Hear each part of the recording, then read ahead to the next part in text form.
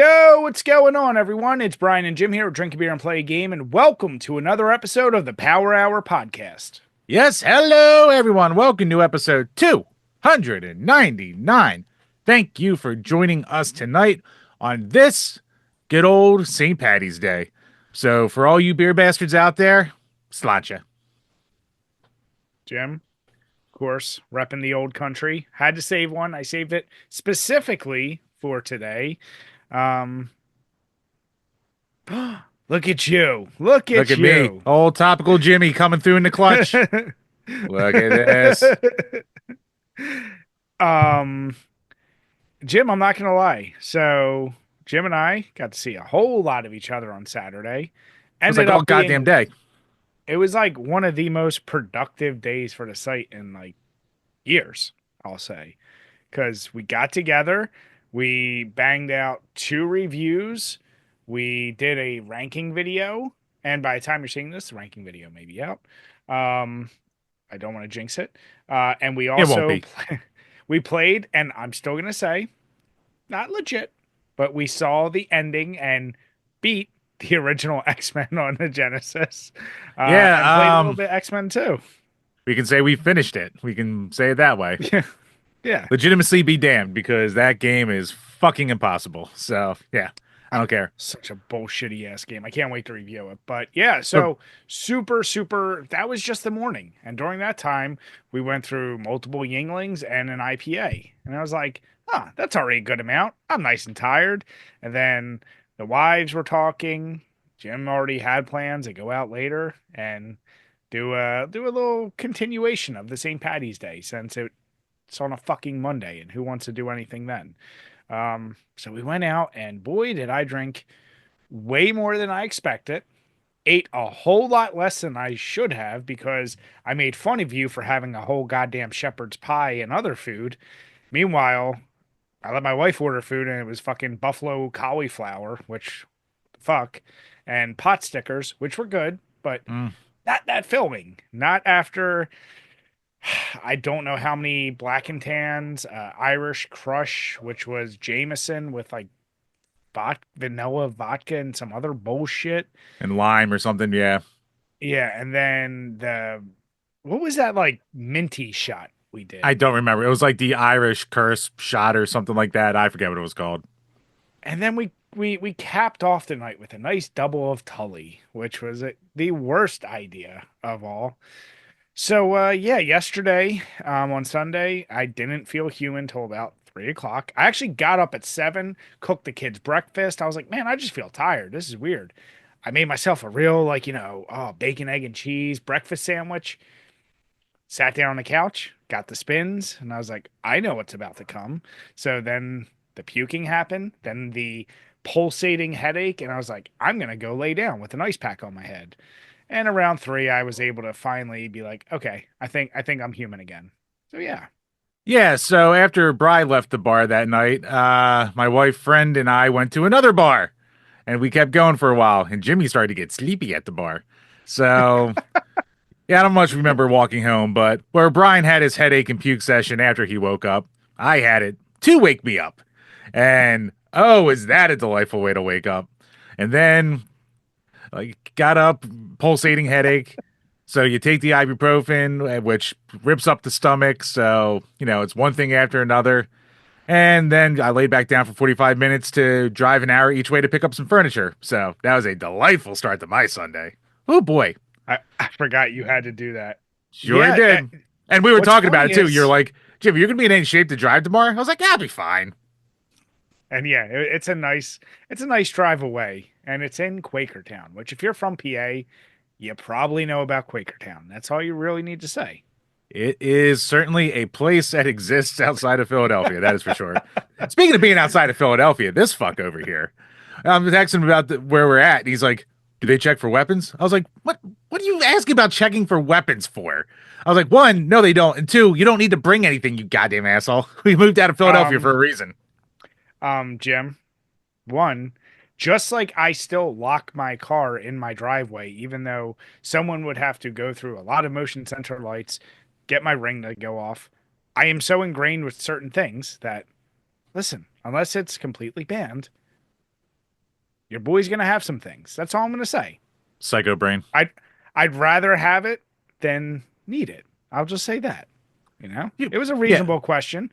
It Like was a someone's gonna reasonable go down with question. the state you were in. You're like, I'll stop you. You're gonna run, fall, stab yourself in the arm, and shit your pants. I know what had happened there. Some hero But dick, and that, you would have done. Tim, you're mistaking me for you. Come on. I am the hero, Brian. Thank you. Thank you for acknowledging that. And speaking of, I'm also, as we know, a daddy. So, Brian, I'll be using my delightful dad joke bottle opener that my daughter got me for my birthday to break open this. Call it when a pirate has sore joints. Arthritis. I hope that came through. It barely did at the end. I heard what do you call something with four joints? Arthritis. So my Yep, guess is what do you call a pirate? that was it. Damn it, Jim. But yeah, so I Oh am boy. for sure taking it extra easy today because I also, my son, on Friday, we discovered he has the flu and he's been continually coughing in my face. So I still have my head feeling a little cloudy and I feel stuffy and I'm like, maybe that's still the symptoms of the hangover. I'm trying to lie to myself and be like, yeah, maybe that's it.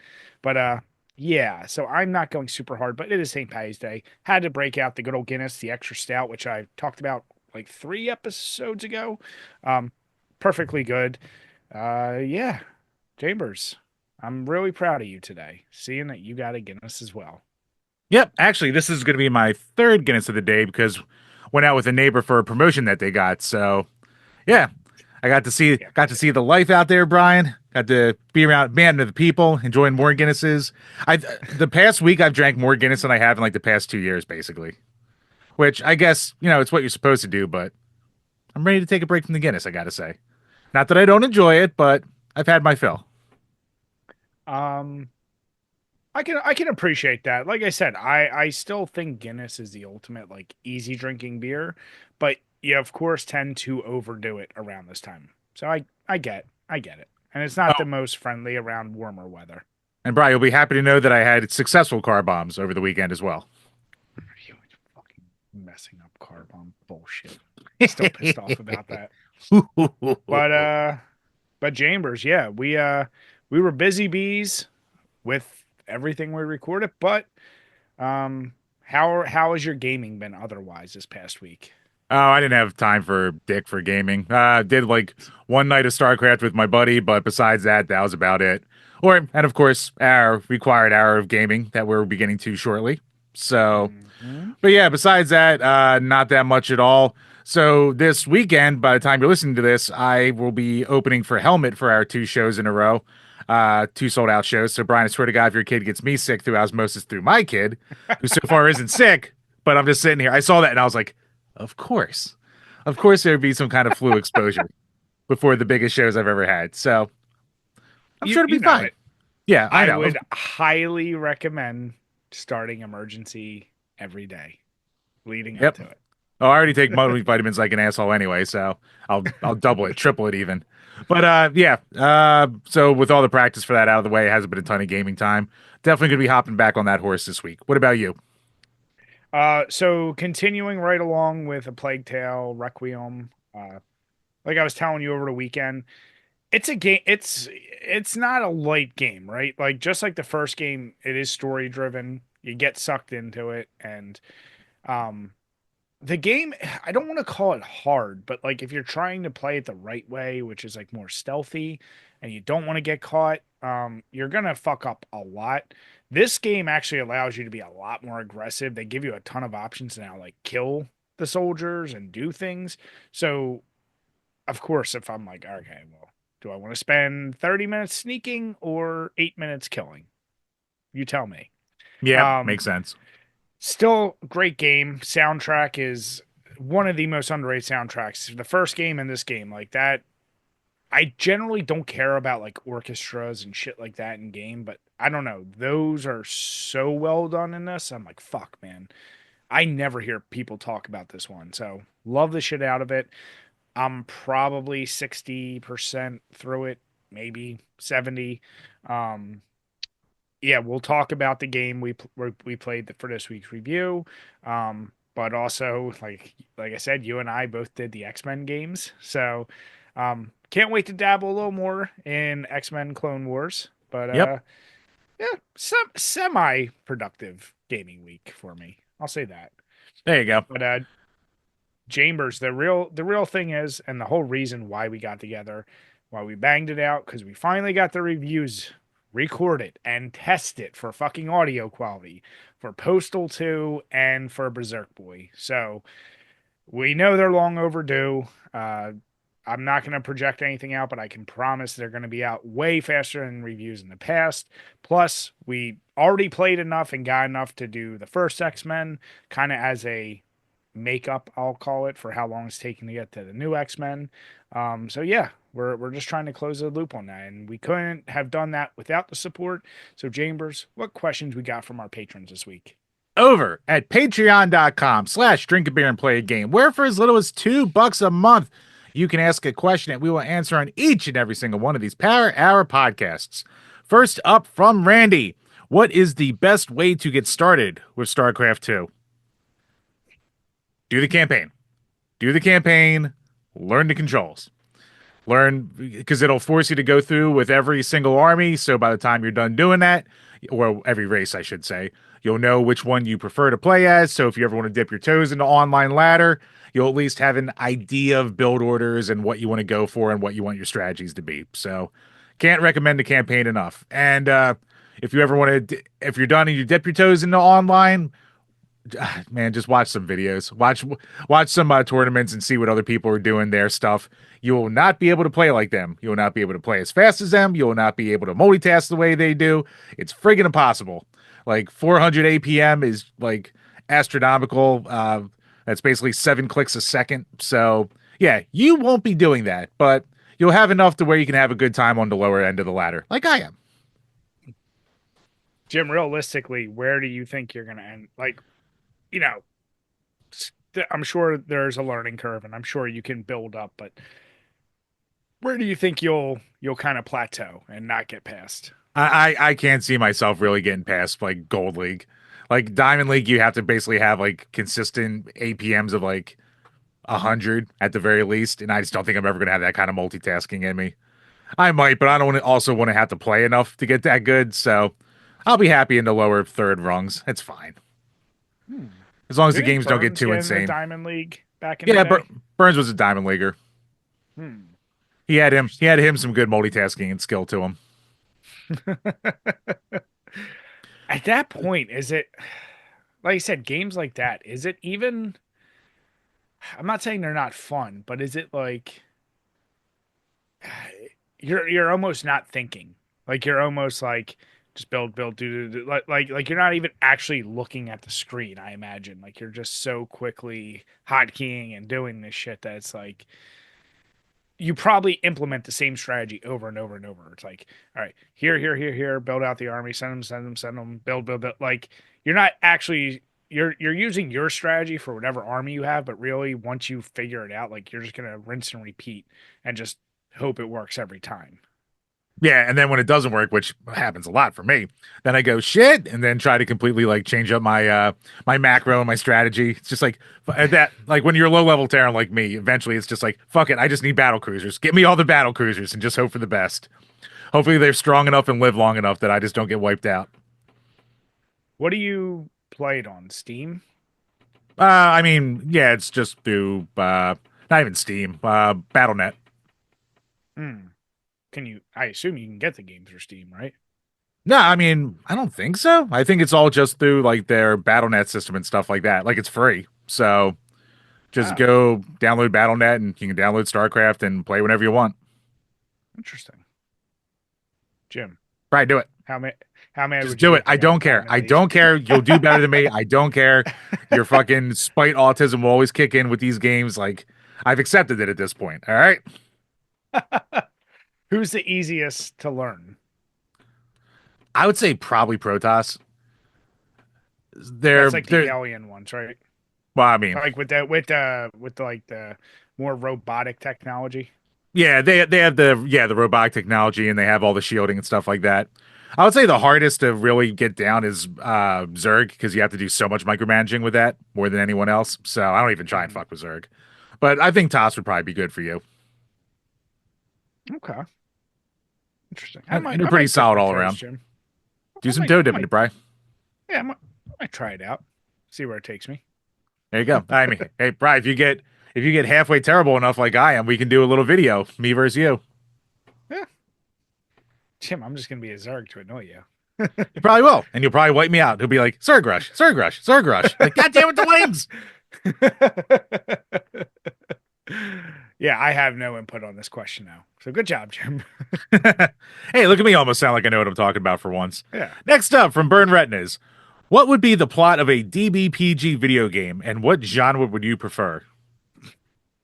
Oh, God. So funny you say that. We jokingly uh talked with Dan about that. Like I would want us to recreate certain stories with liberties, of course, from past conventions, but also for me and Jim, I would want us to recreate a lot of college stories, a lot of bachelor stories, a lot of interesting stories, and more or less intertwined with like I don't know the genre would be correct. I feel like to get the funniest out of it, like you would almost be like an RPG maker style, like go around, get to a thing, and then maybe it's like Jim, avoid here, try and get to the toilet before you poop yourself, or like, like a platform, like do various things. Like I would almost want it multi-genre where it's like a platformer for this, a I hate to say this, but a a uh a racing style game, but you're a little drunk, so the car swerves like when you're driving, or um, when we're at the conventions, Jim's charisma score is like a 2. And try to get him to talk to people. He's not Get wrong. get and you have a sleep meter as you drink. It increases every time you drink, and you got to get Oh, Jim to you bed do need to sleep meter. before he passes out. Yeah. So I think you got to incorporate all that and then cleverly put it in other genres. There's so much you can do with me and my lifestyle. I'm so open to any interpretation. How lucky for me.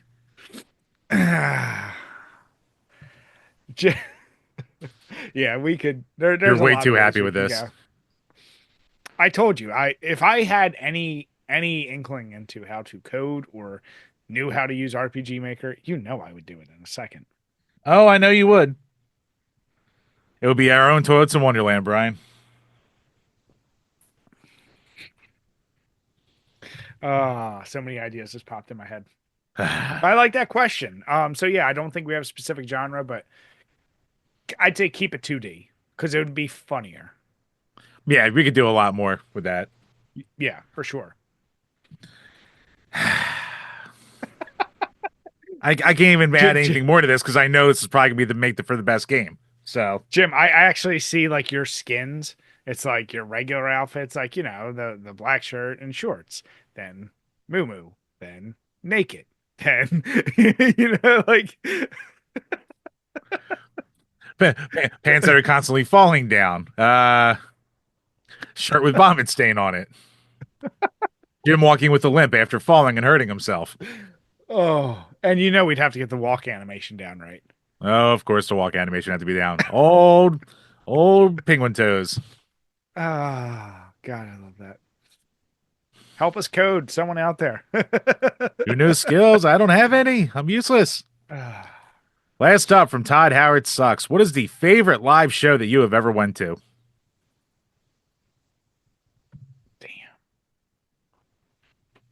I gotta think for a second. So if you have one off the top of your head, you can answer first. Um, it's tough to nail down one. Like one of my favorite concerts, obviously, with the Rush fan I am. I saw their 30th anniversary tour. That was awesome. Uh, Presidents of the United States randomly was one of the most surprisingly good concerts I've ever seen because like it was like a $10 ticket. So we're like, yeah, we'll go see this. And like the openers both sucked. And then when they came on, we're like, all right, we'll stay for Peaches and Lump and leave, right? We're all like kind of in agreement. But then the whole concert was like a blast. It was awesome. If you ever get a chance to see them, I really recommend it. And they're very self-aware of where they are in their careers, so they have fun with that. Um, or even like stand-up comedy shows. Like I was able to see Gilbert Gottfried, and he was freaking great. I've seen David Tell; he was amazing. So, Don't throw he means music. Don't throw in comedy. well, it's a live show, Yeah, that come on. You know right? what What if I saw an amazing show of Joseph and the Technicolor Dreamcoat? Huh? What about that? I could throw then some I'd little punch Archie crap in there. then I'd punch you in the balls. Don't try and get cute with it. Just fucking say music. That's Well, what I'll get cute, that's what Brian. everyone means. I'll Come get cute. I'm a cute little baby boy, Brian. Yeah, okay, so like it's tough because yeah, my favorite band, Breaking Benjamin, I've seen them a ton of times. There's some shows I like more than others, but I won't pick that. Um, Lincoln Park I loved back in the day. Them with Incubus was probably one of their best shows I saw. But I'm actually going to go further back because it's the only time I ever went to a concert with my whole family and my friend. And this was way back in like high school. We went to see Aerosmith, and randomly Run DMC was there with them. And so this was 2002, 2003 ish. So Aerosmith was still performing really well. I was always a fan of them when I was younger. Um, so it was more just the memory of being there with my family. And like I said, having Run DMC come out, like I remember thinking that was really, really cool. So just for the memory's sake, I'll go with that show because that was pretty damn awesome. Yeah, weirdly enough, DMC had some like big medical issues, so that's why he can't like rap or really do that much anymore. Even if you go back and listen to like when they did their song for DX when they did King of Rock, it's like DMC doesn't do a lot in this song. And then years later, it's like, oh yeah, he was all fucked up. Hmm. Yeah. I'm trying to think if there's any show that can beat it. Like you go to way more concerts than me. If I do one concert a year, that's heavy. But back in the day, I think college time, I definitely went to a lot more. But I know you went to a ton more than me. Yeah, I mean, like Coheed and Cambria, they're always great to see live. Primus, they're great to see live. Um, yeah, like I love the Pixies. One show was really awesome. One was pretty good. Franz Ferdinand, they put on a good live show. I saw them maybe a year or two ago. They were opening for the Pixies, and they were freaking great. They might have been the best band of the night, really. Um, yeah, I go to a lot of concerts, so or at least I try to get to as many as I can. I'm trying to get to more that I want to see because I've sat through a lot of country concerts with my wife I over was the gonna say past couple you're years. basically a country expertise now. I have seen way more country music shows than I ever thought I would or ever wanted to. I've seen Jason Aldean. I've seen Luke Bryan. I've seen Jelly Roll, Brian. Wait, yeah. So we saw was Jelly Roll when? Yeah. Okay. So Oh, yeah, yeah, you were it with me for was. Jelly Roll. That's right. Mm-hmm. Sure did. It's funny. Everyone I've told about going Jelly Roll, like, you like Jelly Roll? I was like, I didn't know a single one of his songs prior to that concert. Um, I'll just say I was surprised he moved as much as he did. You know, I thought he put on a pretty decent show for having no interest in his genre of music at all. So, Yeah, yeah, no, I it thought he was a put on. show. It was yeah. It was fully a show. Hey, you know who puts on a good show too for his no other better way to say it, for as gay as their music is? Coldplay. They put in a goddamn good concert. I had free tickets for it, so I was like, I'll go see Coldplay for free. And yeah, I mean they played for like 2.5 hours and hell of a stage show. Hmm. Jim, I will mention though, because you had to throw out some comedy acts. I saw two different comedians in Wells Fargo. First was Joe Coy, and the second was Tom Segura. Um, Man, was it drastically different between the two of them. Oh, I Which bet. I mean, you listen to their comedy, and it's not shocking. But uh, when you talk about putting on a show, it wasn't even close by how much more production value Joe Coy put into his. And whereas I like Tom Segura's comedy, like from him better, Hmm. but it was very here. Like it there wasn't really much of a show. And even his opening acts were so much shorter than the opening acts from Joe Coy. So it was like very, very, very different. I'll say that. Yeah. Both really good though. I'll say that. I gotta say, Matt Rife is actually good. Like, he's more than just like the crowd work. And when we saw him, it was maybe like 2 weeks after his Netflix special came out. And his Netflix special is an absolute disaster. It's one of the worst stand-up comedy things you'll ever watch. Like, everyone we I know don't know, who, Jim. You made me watch a pretty bad one which one? for one of our bonus beers, Jim. I think I'd rather watch the Poppy Gringo again, Bry, over No, watching you that Matt wouldn't. Rife I don't. special. I haven't seen it, and I'm gonna tell you, no, you wouldn't. No, you would not. But You Bry, we son had of to a be bitch. cultured and topical. No, we did not. Oh, yes, Some we things did. are okay. But yeah, no, his show was good live. So yeah, no, go out and see shows, people. It's fun. Yeah. Support the acts. Support the arts. But yeah, whatever. I don't know what the hell I'm talking about anymore. Once again, though, thank you to everyone out there for all the support. We really do appreciate it. And as always, head on over to iTunes, Spotify, or Podbean, wherever you're listening to this show. Leave some comments, leave some reviews, leave some likes. Anything you can do can and will help the page. Thank you guys. Truly, truly appreciate the support. And once again, get those questions in. If you ever miss one, don't feel bad about doubling down. We just like hearing the questions from you guys. All right, Chambers. So it's that time of the episode. As we mentioned previously, in the month of March, we are going through NES games that we chose. So I am now on, or we're actually on Jim's second choice. And Jim, what did you choose for us for a limited 1 hour time slot? What game that we could really dig into did you choose? Right, what game could we really get a feel for in only 1 hour? What Mm-hmm. better than an old school 1988 JRPG with the original Final Fantasy, Brian? You know, you fucked up the first week by not even playing the game. And you're like, oh yeah, no, I knew enough though. I'm like, yeah, but there was a whole thing about it. And then your choices. I was like, Jim, how long do you think we're gonna get? I mean, we'll get an hour into it. How long into Final Fantasy can we possibly get? So I want to start with you, Mr. I chose this fucking game.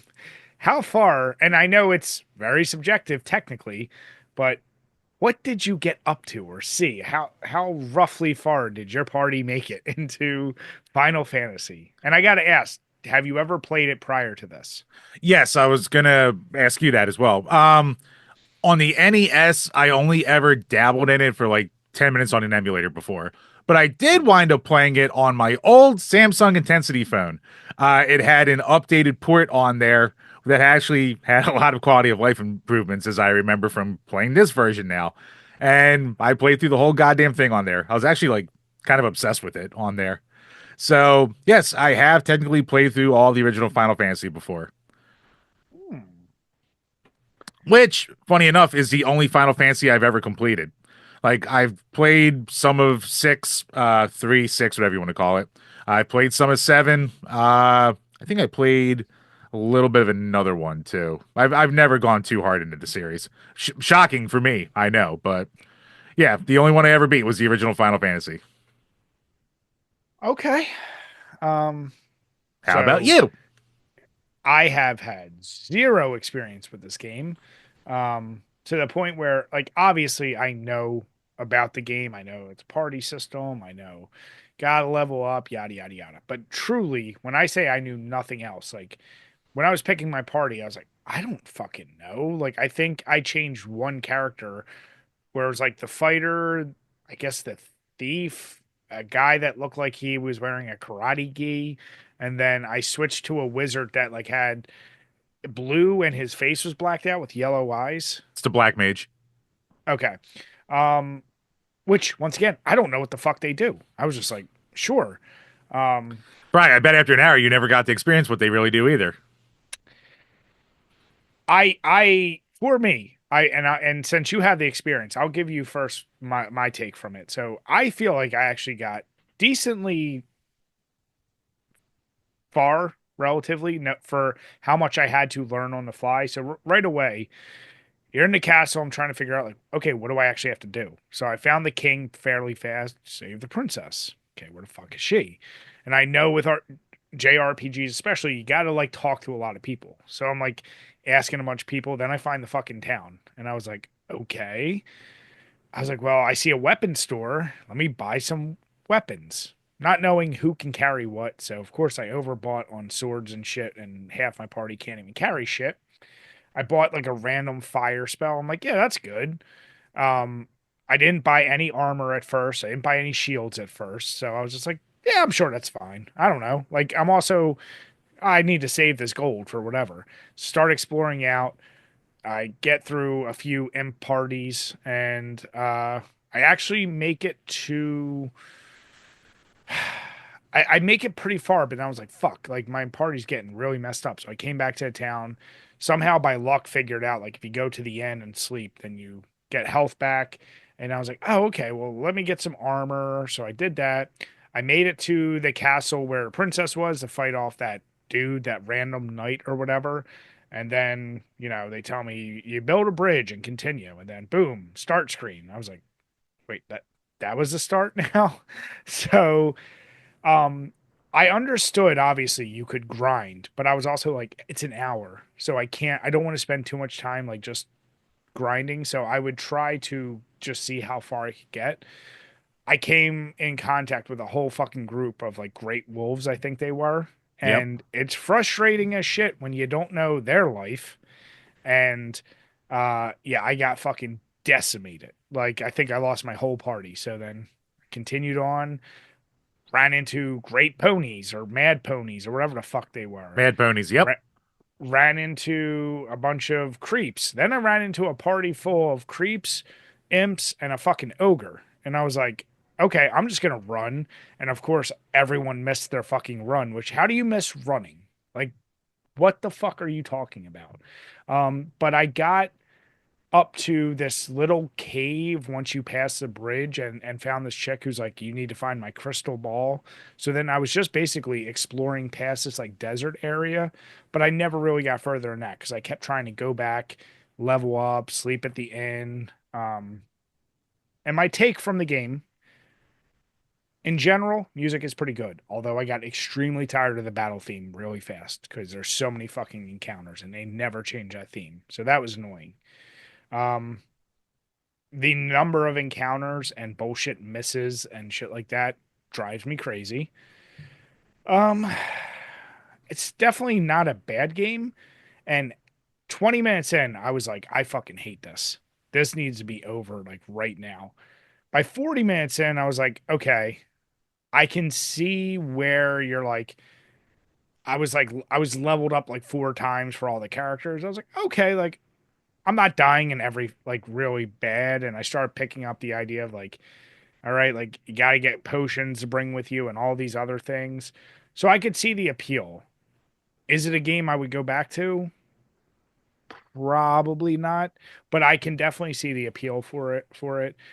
Spending an hour with it obviously is never going to do this game justice. So you did the game dirty for me, but I can in that time, like I said, it started to click with like I could see why people might like this. It's Now, funny. my I question actually, for you is you beat the game, so you knew all this shit to do. So how far did your ass get in this? oh, I was just grinding. I didn't even get far at all. I didn't even get to the princess fight. And you know what? What? I actually screwed up because when I was making my team, I was like, I was still thinking of like the team I used when I beat it. So I was like trying to future proof myself. I also misclicked and fucked up. So like when I beat it before, I was like 2 fighters, a red mage, and a white mage. So I put in the red mage and a white mage, and then like accidentally just had a thief, and I was like, well, fuck it, I'm not gonna like go through all this again. So basically, what I had for the very early game was 3 guys who really can't fight at all, and then the 1 fighter. So every battle took way goddamn longer than it needed to. I had to constantly go back to the inn to keep saving myself. I never got fully wiped out, so I didn't have to go through the whole thing of just being completely wiped out and losing progress and going back to where I was from a save and crap like that. So I was trying to be like extra careful about that, which was a waste of time looking back. Like, so yeah, I know what to do, but I definitely was already in that mindset of trying to future proof myself, which to Mm, say, I probably can't see myself going back to the NES version just because it's frustrating. So, like the random encounters, like you said, actually, if you think these are bad, Ooh, should you play some Pokemon Red on the original Game Boy, Bri? Not even Fire Red, straight up original Red, because you want to talk about bad random encounter rates. Holy crap. Uh, and also, yeah, the music thought was great. Grinding for me was goddamn slow, but the biggest annoyance, which they patched out in later versions of one, when you're choosing your attacks, and if you kill a guy before all of your guys hit them, it's just Fuck, straight that up was misses. annoying. They don't automatically go to someone else, so they will just punch Mhm. the air at that point.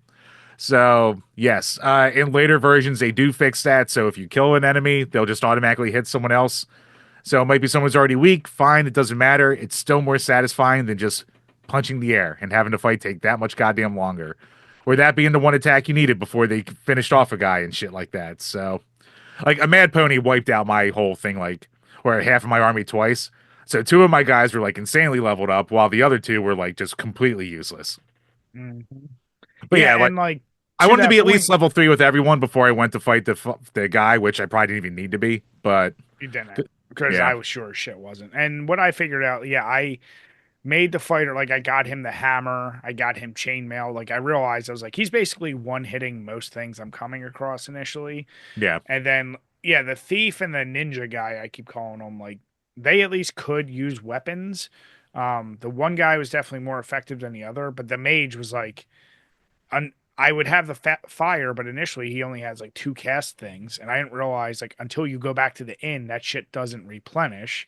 yep. So like I would use them real quick on like fucking imps. I'm like, yeah, and then I got to that boss fight, and his like one damage punches. I was like, motherfucker.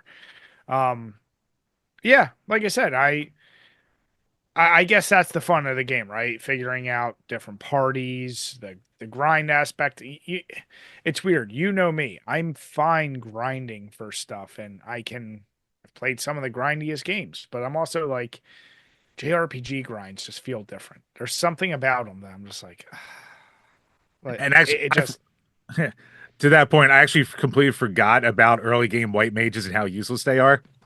So at first, I gave a cure, which I was like, oh, that'll heal me. It's like, oh wait, no, it's useless. That's just for like poisons and shit, I think. And then I used harm to try to be offensive, and harm was completely ineffective against everything. So I was like, when does this even kick in or do anything? So that was 200 gil wasted. So that was just delightful in the early game. So yeah, I did not make it easy on myself, but it was a little nostalgic since I've done it before, but it's not anything I need to go back to. It's more interesting to see where, this perennial thing came from. I am definitely I'm glad I tried it, right? Because it's a series. I've said I've always wanted to go try seven, um, which is usually claimed to be the best of the series.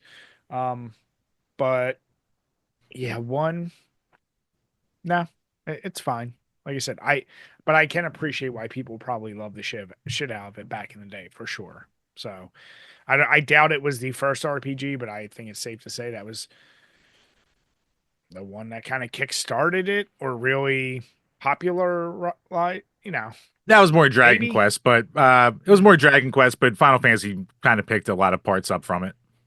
Yeah. So good choice. We got one more game left next week, Chambers. So you have to come back next week to see what I chose. If you haven't already know, well, actually, you and I weren't that far off on our first picks. My next pick is drastically different than That is yours. correct. So yeah, both good choice and terrible choice, Jim. I don't know. Given the time limit, terrible choice. For a time limit gimmick, yes, it probably was a terrible choice, but Yeah. it's a little bit of history for you, Bri. A little bit of culture. And you can Well, finally say you've played a little bit of Final Fantasy. Jim, speaking of culture, let's talk about your buddy Hulk Hogan What? because Man of the People? American Hero? his man, any event involving his beer, there seems to be issues. It's not having the best of launches, Bri. The He's PR hitting around ladies it, in the head, leaving giant scars.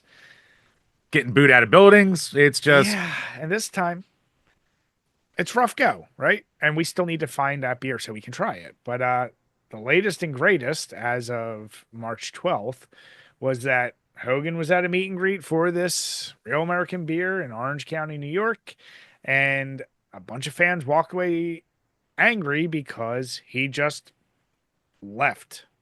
Uh, Not quite in the middle. It was after a little while. If you dig into it, you'll see like they had ticketed times or numbers, and at some point, him and his crew like just got up. So they didn't seem to offer much explanation for it. Yeah, so But basically, there is one guy named Robert I was there with my son and daughter. It was an exciting day, especially for my son. They said they could only see up to number 200 and we were 185. My son had a little Pokemon card with him on it that he wanted to get him to sign. It was really quick. They just stood up and bolted along the back. Some lady was very upset, screaming and cursing. My son just started crying and a bunch of other kids were crying. Bri, the little Hulk. I gotta also ask, who the hell is a little kid who's a Hulkamaniac in 2025? Like, is that that's the all the thing the parents make them watch? Is like old Hulk Hogan clips or something? I have to know that's like the where dynamic where that comes from. I'm actually more mad at this dad, and I don't know if it's the video that is in the link at fightful.com.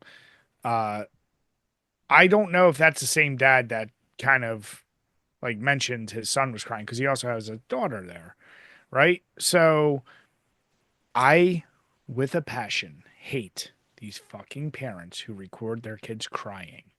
Oh yeah. And then put, like that bothers me so much. I don't know why it does. Might be irrational. I get you're an upset parent and you want to like shame a celebrity or someone who did some wrong to your kids, but like you're also putting your kids on blast and you're recording them at their most upset moment, and that's fucked up. So I'm actually more mad at the dad in this situation, both for that video and like you said, who the fuck is teaching our kid like making them watch 80s and early 90s fucking wrestling to be like, yeah, Hulkster, you're obsessed with him. Like, no, no, on both accounts. So I'm more mad with him than Hulk on this one. Is it fucked up he left? Yeah. Uh, Also, don't be in that line. And like he's an old man. He probably just had poo pants. Like there's no other reason that I can think of that he had to get up and run away that quickly. All right? Maybe he ate too much and he's feeling full again, Jim. So, but yeah, I mean, everything about this, I was just like, what is this? Who are you people? Who's bringing their kid to see a 5-year-old to see Hulk Hogan? So, yeah, I mean, does it suck? And then that's the thing that happens with meet and greets. Sometimes they get rushed out of there. Things happen. Who the hell knows? I'm still going with poo pants, Brian. So, what gets you most mad? The video, the fact that you now probably forced your son to get into Hulk Hogan, or the fact that you brought your kid to a beer event. At the end of the day, I know it's Hulk Hogan, I know he's a meet and greet, but it's still a fucking for a beer event. There's Yeah, layers to this shit, Jim, and they all stink. yeah, like something is just definitely not adding up here. So I'm going to say, if you're a parent and you're thinking of bringing your kid to a Hulk Hogan beer event, maybe don't do it. Maybe just Yeah. say the sentence out loud and see if it sounds Yeah. right. Tell your friends, say, what are you doing this weekend? Oh, I'm taking my kids to a Hulk Hogan beer event, meet and greet. This is where we talked about before, Jim. Sometimes society, you need a little judgment. You need to be judged by folks. And you need your friends to be able to say, that's fucking stupid. Don't do that. And if your friends go, "Oh, cool," get new friends. They're not your friends. Yeah. It's like every girl who tells her girlfriends, yeah, you should totally get your hair cut extra short. It'll look cute. No, they're lying to you. Don't do it. They just want to now lower you. That's all I'm going to say, Jim. Ah, the old sabotage move. Exactly. It's like Doug with you. We knew what he was doing. You know what? I'll give Doug this credit. He made his intentions known. All right. You know what? When you're right, you're right.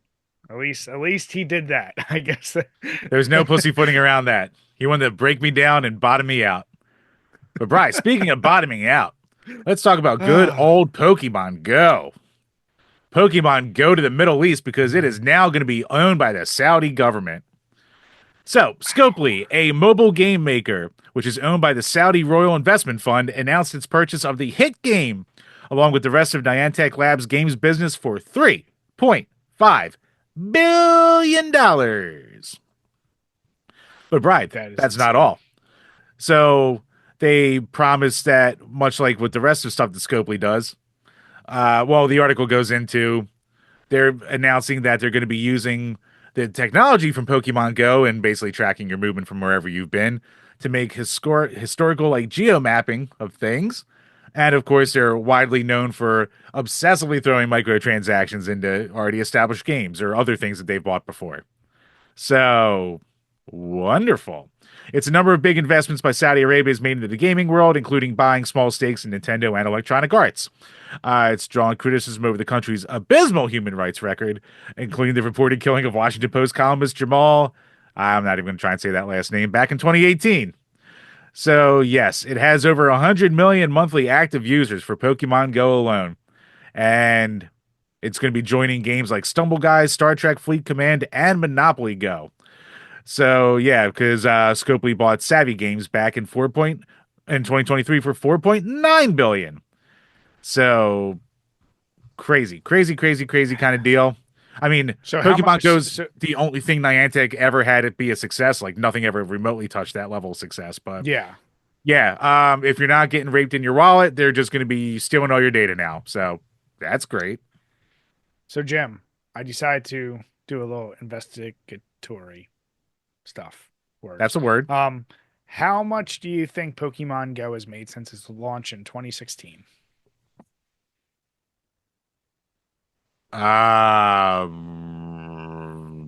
Damn, 5 billion. 7.9. Oh, all right, that was close. So they bought it for 3.5, and on the surface you go, oh, it's made 7.9. But I guess what actually makes me happy is like, so they obviously hit peak during 2020 and 2021, but they've seen significant declines. Like, in 2021 they made 909 million, and that was like one of their highest.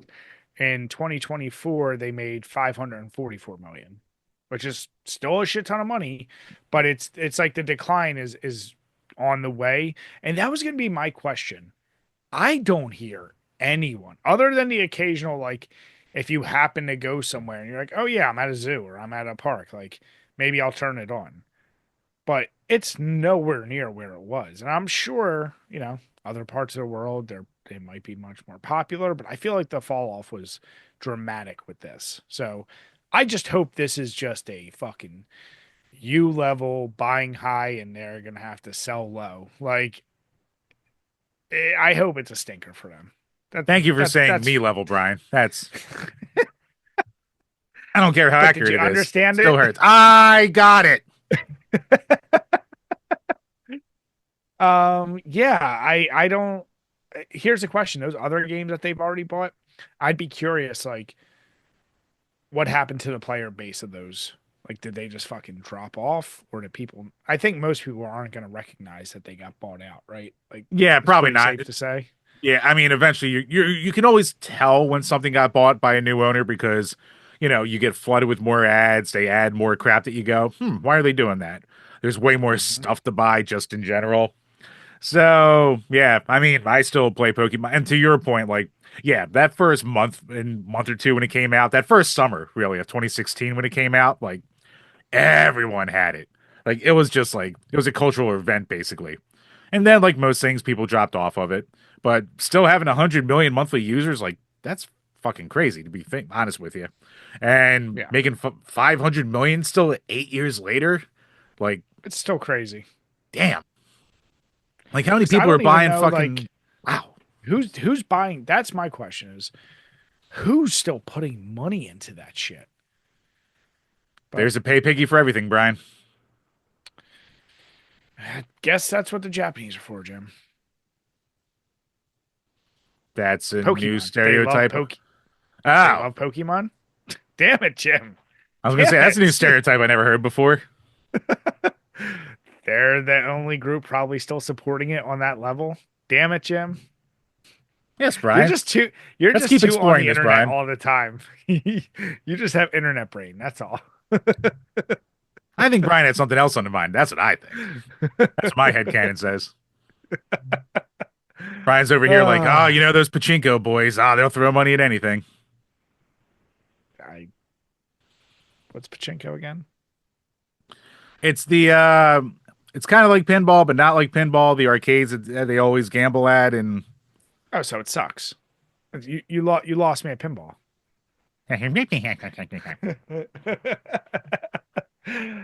All right, Chambers. Let's Right, move from. keep up the pinball bashing, Bry. We have way more concerts to play games for, or consoles to play games for with this fucking our review stuff of yours.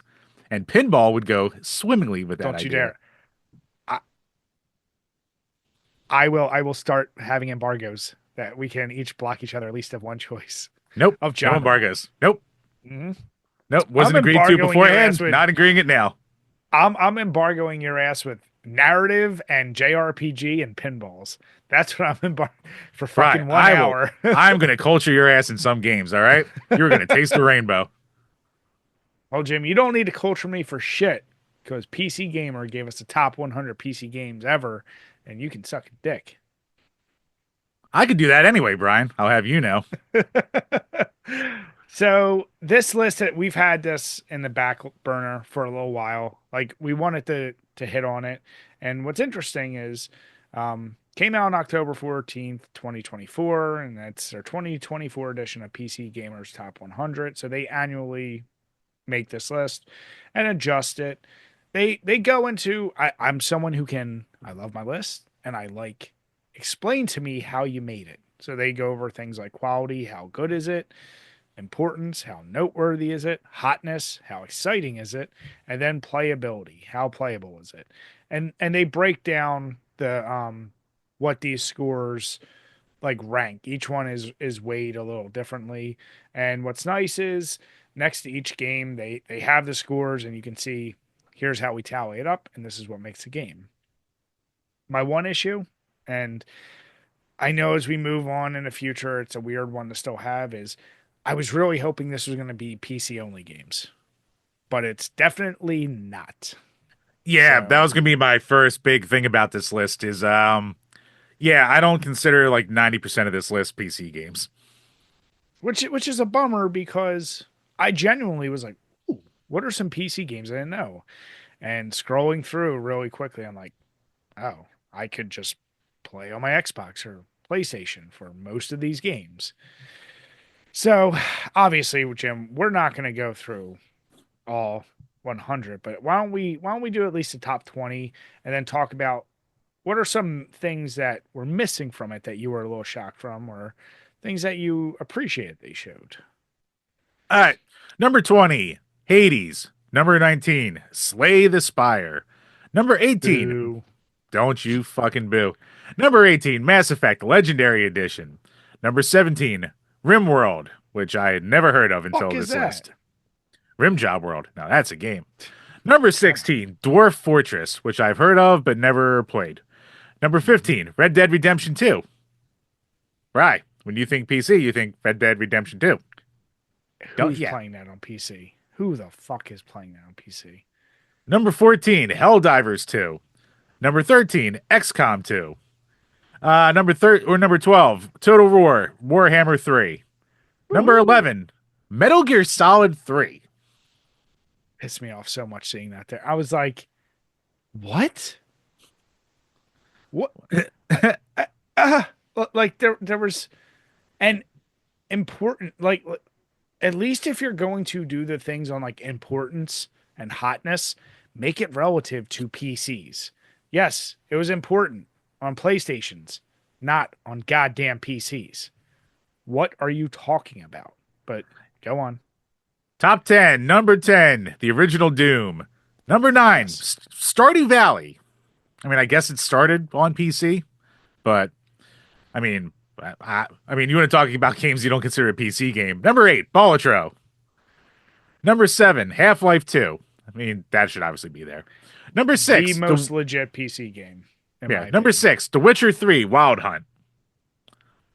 Who plays it on PC? Number 5, Persona 5 Royale. Like, what? Number 4, Minecraft. Duh, thank you. Yeah. Fuck. Number 3, Elden Ring. No. And Streamers, I know there's a ton of streamers who did do it on P, but no, just no, stop it, no. Number 2, Disco Elysium. And number 1, Baldur's Gate 3. Of the games that are cross-platform, I would say I'm more okay with Baldur's Gate 3 than the ones we just talked about. Um, Disco Elysium, I'm so tired. I'm so tired of hearing about that fucking game. I put a couple hours into it. I get it. It's gritty and some people really like the jokes and it's ironic and did it. Come on, man. With the suck off of this game. I'm tired of it. Needs to stop, Jim. What's That you know what else needs to stop, Bry? Real quick to cut you off. mhm. The recency bias of these lists. Yes. Like, even if you go further up, you have Alan Wake 2 at 21, Hollow Knight, Sekiro Shadows Die Twice. Again, all games I don't consider PC games personally, and they're all from like the last 4 years. Like Portal, sure, based on the Half-Life engine, so that makes sense. Pizza Tower started on the PC, I'm fine with that. But like the Master Chief Collection at number 30, Halo? What? Yeah. It's beyond ridiculous. I mean, just the fact that I haven't played it and I think they have StarCraft 2 at 31 Yeah. above Halo. Like Halo. Like what Elden Ring. Yeah, I think PC like that's why it's like if you're just going to do this then just don't even call it PC games. Just call it top 100 games at that point because I mean, I guess is this the only way you kind of eliminate Nintendo from the competition? You got fucking Halo, you got Elden Ring, you got these like basically exclusives for these consoles. So really, yeah, I feel like this list should have just been top 100 non-Nintendo games. Like, how is Counter-Strike 2 not a top 10 PC game list of all Ma- time? What? Makes no sense. 35? Yeah, like, I love Balatro, obviously, or Balatro, however the fuck you say it. I absolutely adore that game. I would never put that in the top 10 on a top 10 PC games of all time. Like, I'm sure it plays perfectly fine on there. Like, that's not the issue. And, like, But the who hot, is sitting down at their computer playing that? I mean, I'm sure there's a good amount of people who do, but it's still like, that's above World of Warcraft. Yeah, it makes no sense. Like, I get Yeah, that, like, they put hotness in there, and yeah, it's a game that's been out for like 20 some years, whatever, but like, it's still the biggest MMO out there. Like, what is this list?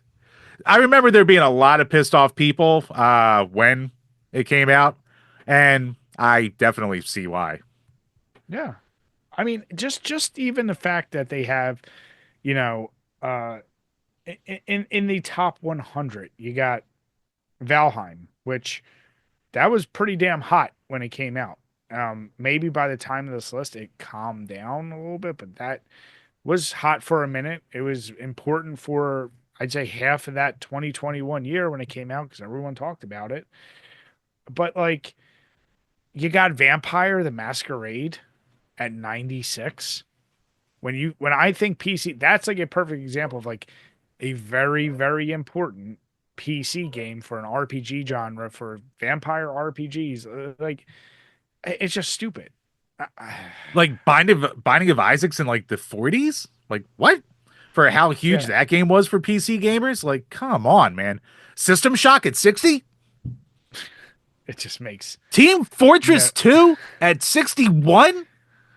Like, literally one of the biggest, like, shooter for PCs of the 2000s. Hmm. And they have that And low. and then they got fucking Death Stranding on there, which I didn't even know it came for PC. Like Pentiment, which was I know that was basically that's an exclusive. I'm pretty sure, and maybe I'm fucking this up, but I'm pretty sure that's just an exclusive through Xbox Marketplace. So really, you're just playing it through the marketplace. I'm like, you can't just call that a piece. Like, fuck. I'm Like, very bothered by it. Diablo 2's all the way down to, like, the 60s and 70s. Like, come on, man. And like I get it, like maybe you don't want to make it a whole list of just, throwing the most classic titles a bone. But like, was there even a Command and Conquer on here at all? Like I don't even think I saw one.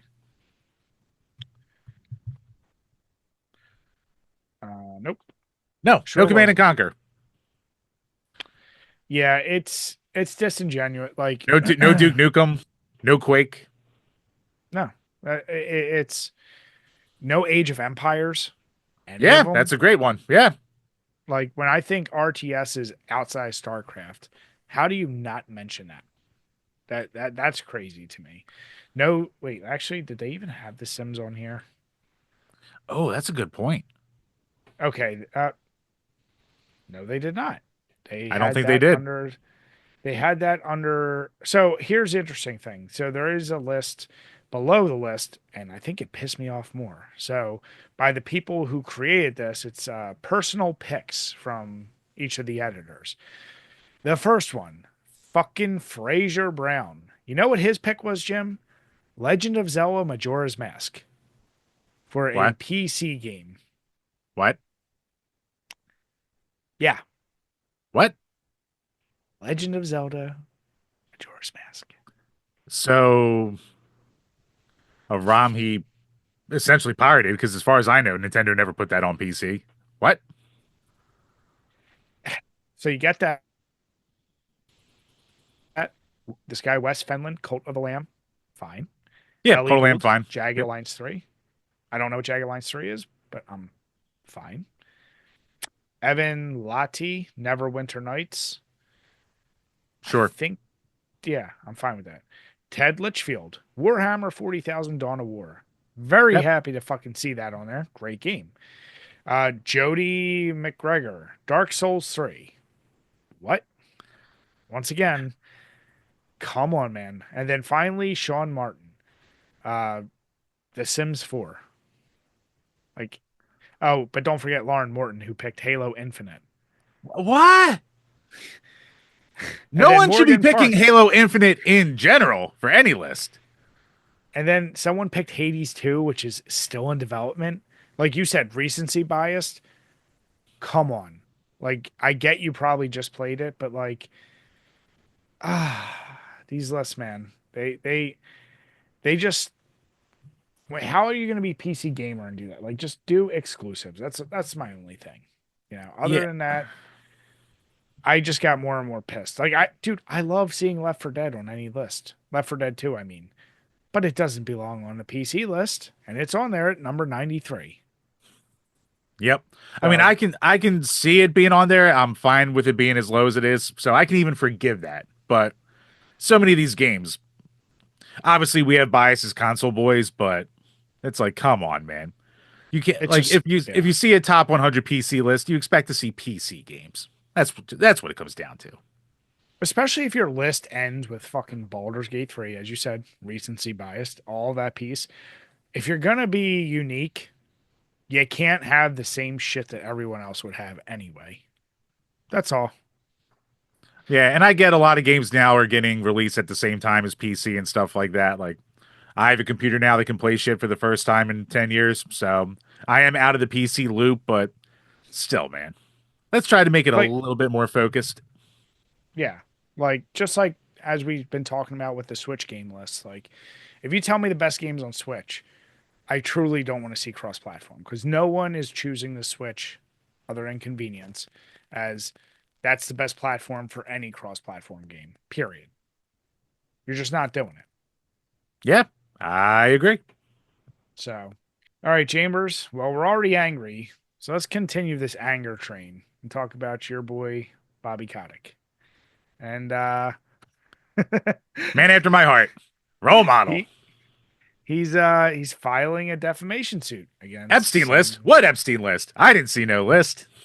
Damn it, Jim. What's he upset about, Jim? What is he suing some folks over? Well, Bry, he's got him a little bug up his butt against our good friends over at Kotaku and Gizmodo, where, so he has filed a suit in Delaware, of all places, against Go Media, basically, who owns Kotaku and Gizmodo. The suit complains that both outlets attempted to smear Kotick by going out of their way to besmirch his name by mentioning false, withdrawn allegations of discrimination and workplace harassment. So it was claimed by Kotick that the articles were penned with the quote unquote malicious purposes of causing further harm to his name, which at the time was already considerably tarnished. He is seeking damages, basically saying that neither article had anything to do with Activision. Both were about rumors that Kotick was interested in buying TikTok. Yet Kotaku and Gizmodo went out of their way to include withdrawn false allegations relating to workplace issues, which Go Media knew had been conclusively disproven by numerous investigations, purely for the malicious purposes of causing further harm to Kotick. So the articles in it's funny, the author of this article, which is coming to us from Insider Gaming, goes on to say the articles in question were reports published by Kotaku and Gizmodo about the claim that Bobby Kotick was part of a global cabal looking to acquire TikTok in the United States.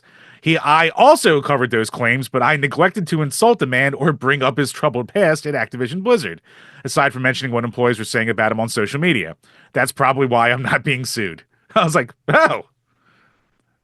Yeah, that line got to me too. I was like, all right.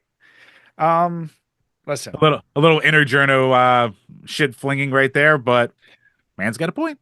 we've talked about previously some of these allegations and all this. What I guess we never followed up on or covered was that a lot of if this article is true, that a lot of those claims were thrown out or withdrawn, whatever the case is.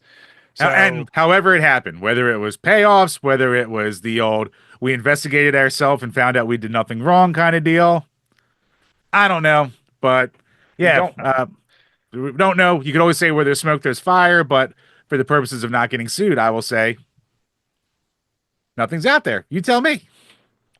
I mean, there is no legal precedent to suggest he actually did it. We can put it that way.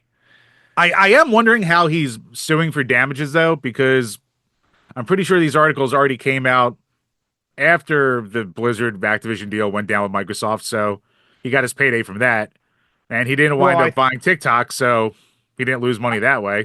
but I think to his point, like they basically, when he was trying to buy it, they started slamming it. And I think in their articles, they like alleged to all those things. Whereas the guy who Mm. wrote this, like he's saying, he's like, I mentioned it, but I didn't personally, like, I guess these ones called him out and said negative things about him. So But he's like, Brian, we know defamation how of character. we know how level-headed journalists can be, though, Brian. I could not see this coming. I mean, if you're a serious journalist, you gotta learn how to like. Here's the thing, and I say this all the time about like the gaming journalist, how crazy opinionated and maybe overly opinionated and emotional have we seen some writing pieces get? Now, granted, they usually are talking about general topics, but I'm sure a lot of them have the kind of Twitter brain, like, oh, I'm just writing my little piece for this thing. And yeah, if you're mentioning a person, and especially if you're alleging claims that if they haven't gone to trial or been substantiated, like you can't put personal bias or call them out because yes, they technically could do this, right or wrong. It's a wake up call for that. So I hope the people that he's filing the suit against, even though he's doing it against like Gizmodo and Kotaku as a whole, I hope they smarten up their journalists. And I'm sure they have a shit ton of lawyers on retainer who deal with this shit all the time, and they're like, yeah, like whatever. But yeah, does that make him look more guilty? Is my question. Like is that a sign of I don't know. Or is I, it I, or is it like let's play full devil's advocate, Jim? What if he really is innocent? And he's like tired of people smearing my name. I nothing ever came from it. Like I want this shit to stop. You tell me. He's your yeah. boy. Hey, you know what? Sometimes you got to sling around some cash to silence your critics, I guess, Brian. I don't know. Well, I don't have the kind of cash to do that, Brian. So it is a position I will never know. Well, Jim, I mean, there's a very easy solution to that. When you don't have cash to handle your legal fees, you could just ask your fans for I mean, it seems to work. So it. yes, we are moving on. Funny enough, in the world of gaming journalism and lawsuits, so a little update on good old Smash JT versus Alyssa Mercante. So honestly, if we really wanted to be drama farmers with this crap, we could. They don't stop throwing shit at each other. They're always flinging little jabs back and forth, and for the most part, it's kind of just like boring now. So like there's not unless there's like a real substantial kind of update. It's not like, oh, he said this about her. Oh, he called her a whore. Oh, she called him an asshole. It's like, well, that's been a year now. But there is an actual update to the court case where it first went on through smashjt.com. He reported for himself, saying that the court seems open for motion to dismiss Alyssa McConte's frivolous lawsuit. Basically, where the first half of the article is basically saying how the judge has not ruled out their motion to dismiss. He is willing to hear it. So if you're the defendant in any kind of trial and you're trying to dismiss, it's a good sign when the judge just immediately doesn't say, no, you can't, because then you know you're kind of fucked. So he has that slither of hope, but what it does is it allows Alyssa and her team to go back and amend their claim to present it again, basically. And then he spends like the rest of the article bashing her again. To which Alyssa responded to on a post on X, the Everything app, as we in the know like to call it, Brian, saying, "We will be amending my complaint to add some new facts developed after we filed the original. Things like his lawyer, Ron Coleman, going on his podcast and acknowledging I'm not a public figure, which would lower what I need to prove on the defamation claim. Jeff said he wanted to move to dismiss my original complaint, so we made him an offer. The rules give him the right to amend defendant moves to dismiss, so we could always just wait for the motion, see what his arguments are, and amend afterwards to make sure we address them. But that would be needlessly expensive for Jeff, especially since he's spending money donated from his fans. We offered to amend before he moves to dismiss, but only if he agreed to share his arguments with us before we amend, just like we'd get to see them if we waited for the motion. He said no. So instead, Ron is going to spend Jeff's fans' money drafting a motion to dismiss he knows will never get heard. Then, after we see that motion, we'll amend the complaint.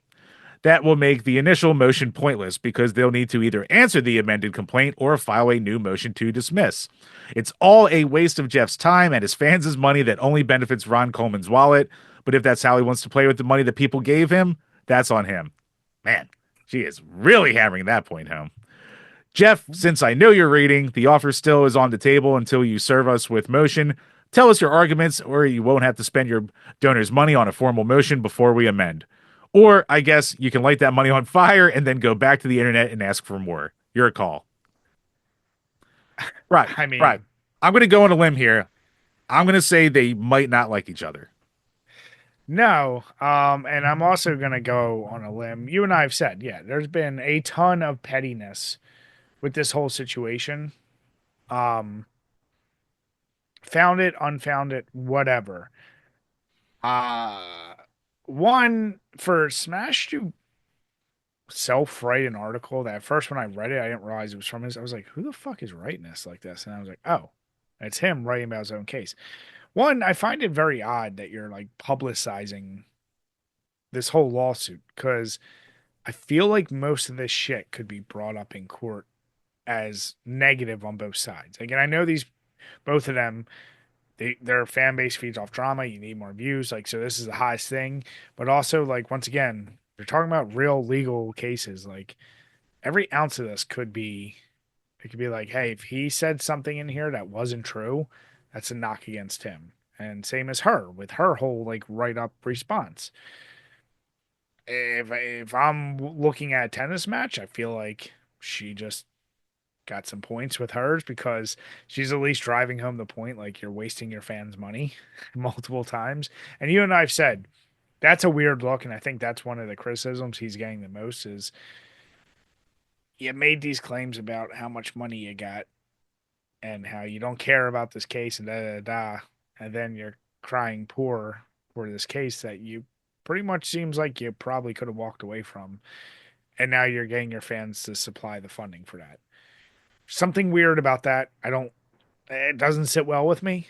And if anything she's saying is true, where like you wouldn't have to do this if you just did X, Y, and Z, I don't obviously know enough about the uh, legality of what she's saying, if that puts them in a bad position. But I'm also like, where does this go? Is this all going to fizzle out and then it was just a giant waste of money on everyone's part? Or is someone going to quote unquote win? And I mean, I guess technically Alyssa's the only one that could win and get some damages done. At this point, Smash is just defending himself and trying not to pay her, but he's going to pay ass ton out that, to his lawyer to, I don't know. Yeah, like I'm no lawyer, obviously, but like I know there's like anti-slap regulations that are out there. So, I guess if it gets dismissed with prejudice or something, he could always go back and sue Alyssa for all his expenses, basically for wasting the court's time and crap like that. So, and I will say that people asked him, they're like, dude, why do you keep writing about this? Like, isn't your lawyer telling you to stop? And he says, everything that I write, I run by my lawyer first. And even Ron Coleman tweeted, I think, before, like, yeah, I vet everything. So, no, he's fine. And which, I mean, it's a weird look, but I guess right now both of them are fighting for the court of public opinion, even though it's split right down the middle between two very opposing sides of the internet. And there's going to be no overlap there. Yeah. Um, I said before, just kiss. Well, Brian, people Just, have already made AI images of it. oh, Jesus Very Christ. Of disturbing course AI they have. images and videos of it. So, yeah, where even both sides are just like, oh, fuck. Uh, That's, Alyssa, obviously, a little more angry about them than Smashes. So, as one can I'm imagine. sure. But I'm sure. yeah, like there's just so much shit flinging all the time, and there hasn't been any like this was from a couple weeks ago, so there hasn't been any really big updates yet. I know that Smash was or Ron Coleman, I think, claimed that he never said that about her, so I don't know if she's taking something he said in a stream out of context or if he actually fucked up and did it, because that would be a gigantic smoking gun for this case.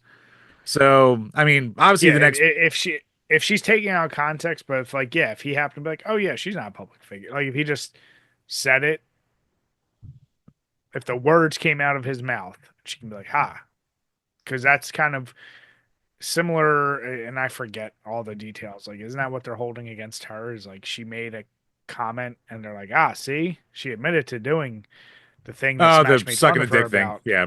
Yeah. So yeah, man, it's fucking nutty.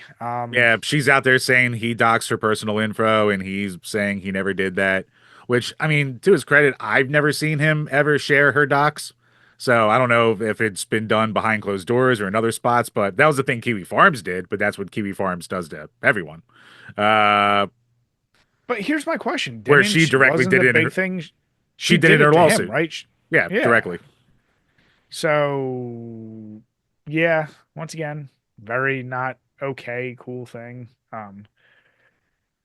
There's uh, been a lot of dirty pool on both sides through this, but like I said, I just find it like it's gonna be super interesting because like any defamation or harassment actual lawsuit on the internet, they don't actually happen as much as you would think, even though like people I guess for the most part will just settle and or just shut up before it gets to that point where neither of these two seem like they're ever gonna back down. So there's gonna be some kind of resolution at the end of this.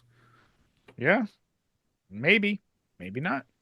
You tell me. Maybe go fuck myself. I don't know. So yeah, like Jim said, it's not something we're gonna obviously only if something big, like probably honestly, whenever they set the trial or something like that, or if it gets dismissed, we'll cover that. But outside of that, this one's fizzled out as far as interest. Yeah, I'll put it unless that there's some way. like giant dox bomb or something like crazy personal comes up, it's like, yeah, what else? It's like, oh, they still hate each other. All right, cool. But Jim, let's end on a good note. Let's listen to our latest voicemail. Yes, and you can leave us a voicemail at 267-991-0156. We always love hearing from everybody out there. It's a Google voice line. So use your internet, give us a call, save yourself some money. Don't pay the roaming, all that bull crap. But we love hearing from you guys, whether it's through comments, Patreon, or a good old fashioned voicemail. We always like hearing from you. Yeah. And today we All have right. one coming to us once again from good old Randy from the Rich Dickman Show. Oh yeah. All right. It's playing in three, two, one. Yo, it's Randy from the Rich Dickman Show. Calling in to get a voicemail in for your episode.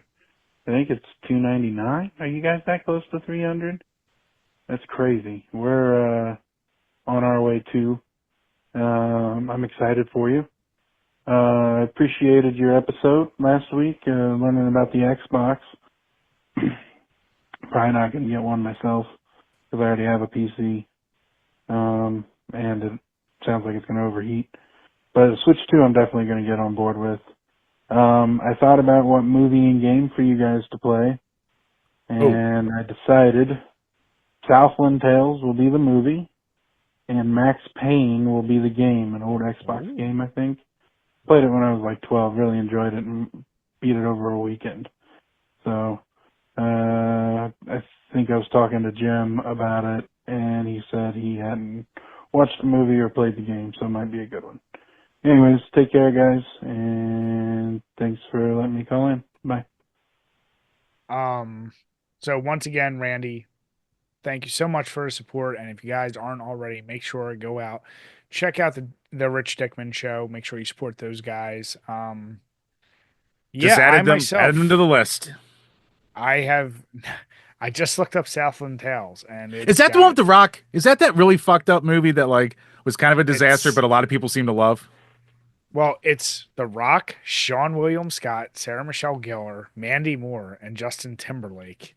And it's described as a dystopian black comedy thriller from 2006. So this is early Rock. Still skinny before full on steroid Rock. I can, with all sincerity, say I did not know this was a thing or a movie. I'm kind of excited. Like, I know of one it's very famous scene that is extremely bizarre, so can't wait for that. Brian, I'm not even going to spoil it for you. But that's all I know about the movie. So, if you're calling it bizarre, then Brian, you will enjoy. You're just going to sit there and just go. You're going to do the head tilt, Brian. But why? And yeah, the original Max Payne, I'm excited for it because I've never played it. I've never played any of them. Played that? Holy shit, dude! I love that game. I know I beaten and played the first one, but it probably was even a rental, or if I had it, I definitely sold it. I might have played the second one, but the first one, yeah, I mean, the fucking bullet time. Like, I don't care if there was a game before it. This to me was what invented the bullet time thing, and that's all you wanted to do is jump, bullet time, turn in the air, fire, like it was everything you wanted out action game. So I'm very curious to see. It's apparently got re-released on everything. So I'm curious to play like the latest remake cleanup version of it possible and see how it's aged because like I said, I really enjoyed the game. Yeah, it's like, do I go and get one of the newer versions? I'm pretty sure I have it on the old shelf back here. Could be a thing to take down off the old shelf. I actually do have it on the Xbox. I can see it from here. So I already have it as well. Yeah, I wonder if that's one you can pop in and automatically downloads the newest version. That would be nice. Maybe. If not, like I said, I might get the new one just to try it out and see. But yeah, great choices. So thank you once again, Randy. We truly appreciate it. Fuck, Southland Tales. Right. Who do you think is going to enjoy it more, you or Nick? Well, we still gotta get through my pick, so we gotta follow up with him about maybe meeting next week. Yeah, we got to do that too. That is very true. So with that, Chambers, one of the most tamest actual St. Patty's Day I've had in a while. I'll say a random ass Monday. It's what, but it helps when it's on a Monday. Miss your Guinness for a while. Right. I think I remember the good times I had with her. Remember the good times, remember the bad. I remember the car bombs, and I remember the puke. It was certainly a weekend full of fun and excitement with Guinness. I just remember when we got to tap at the end of the night, my wife was like, 12 black and tans? I was like, but that was me and Matt. It wasn't just all me. She's like, still. She's like, you also had the crush. You also had the shots. I was like, yeah. Yeah. Yeah. We Yeah, my bill was, I was like, oh, okay. Yeah, it was not cheap. Paid for it the next day, but you know what? It's all in good fun, Jim. We could say successful, Brian. Yes. So with that, I want to say thank you everyone for listening and watching. If you are watching on YouTube, make sure hit the notification bell, hit the subscription, and comment on our videos. Let us know what you like and didn't like. And if you are listening on Podbeans, iTunes, or Spotify, make sure you hit the subscription button. And if you do and leave us a 5-star rating, we'll read any of your comments, even if you want to blast us. With that, we want to say have a good night, everyone. Cheers. Cheers, everybody.